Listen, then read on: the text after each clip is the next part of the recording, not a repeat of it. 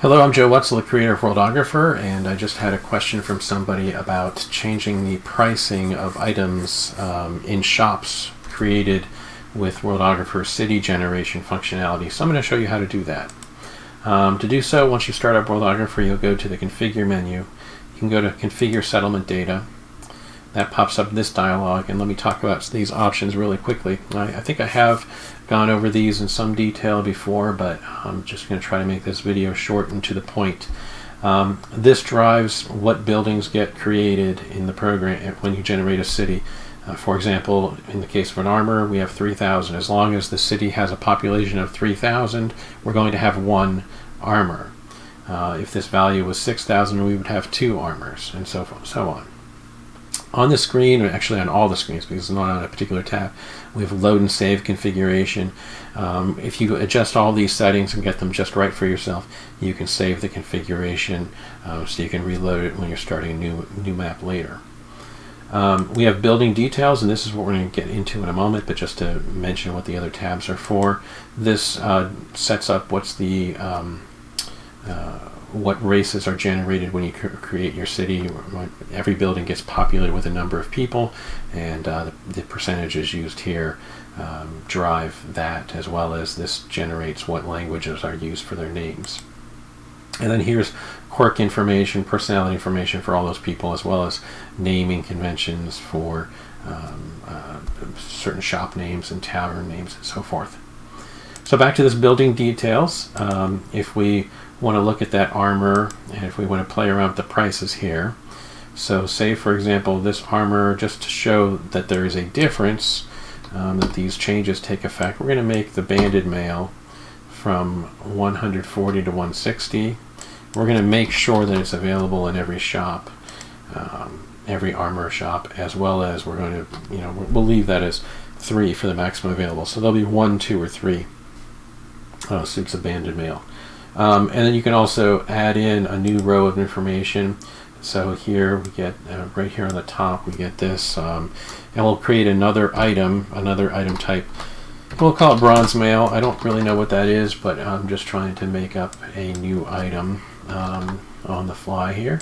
100, we'll set it to 105 as the other possible price. We're going to make sure that it actually is available no matter what, and that there is going to be one and only one of these. We'll consider them to be rather unique, but every shop has one. Don't know why, but for the purposes of demonstrating this functionality, we'll go with it. So then I click apply, and so it's saved locally, and then I can, if I wanted to save it, like I said, I can go to save configuration for use later.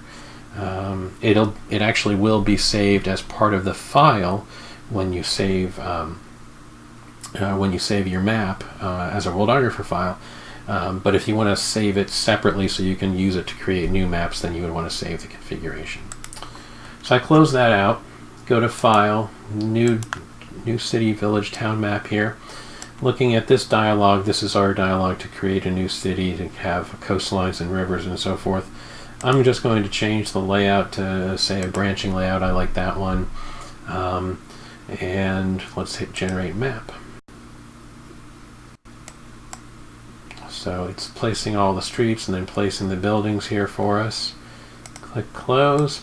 So if you don't happen to see the yellow little squares on the different buildings, you'll want to show notes. If you click Show Notes here, that's what turns that on. Every building gets generated some information about it.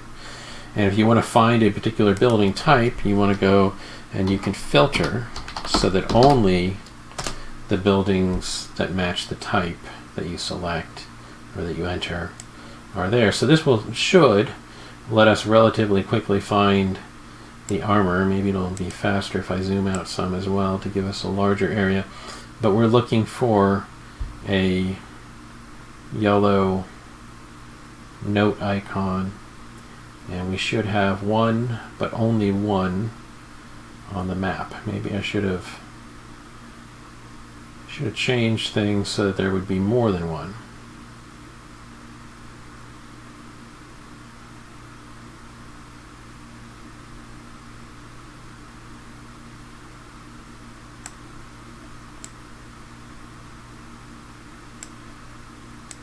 I just shorten this to arm? Well, that's selecting a farm, so it's showing up the farm there. There we go. I must have missed it the first time. So armor. Yeah, well, I missed it the first time. So here's our shop.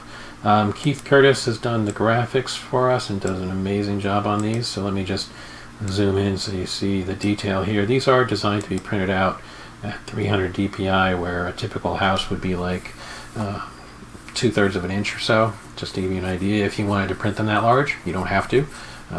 You can lose the detail, that's all right. It's just that we wanted to make sure we had that detail. Anyway, so now that I found this, I can pull up the details of that building by clicking this Add Edit View Note button, and then clicking on that note, and it pulls up a dialog that looks like this. And here we could put in some freeform information, but what we're looking for is the armor information. And in fact, we have our banded mail price goes from 140 to 150. It's right there in the middle. And our bronze mail, we set that to be between 100 and 105. And so it's all there. And this also generates shields and staff member information. And to generate those, or the process, the options to generate those are on that same config screen. If we go back to building details, select armor again. If we scroll down further, this is shield information down here, and then here's a person table with information about the people, the number of people that might be working here. So you've got an apprentice up to 3, and then 1 or 2 owners. So that covers that little feature. I hope I kept that relatively quick. Again, I'm Joe Wetzel. This is Worldographer, and I thank you all for your support.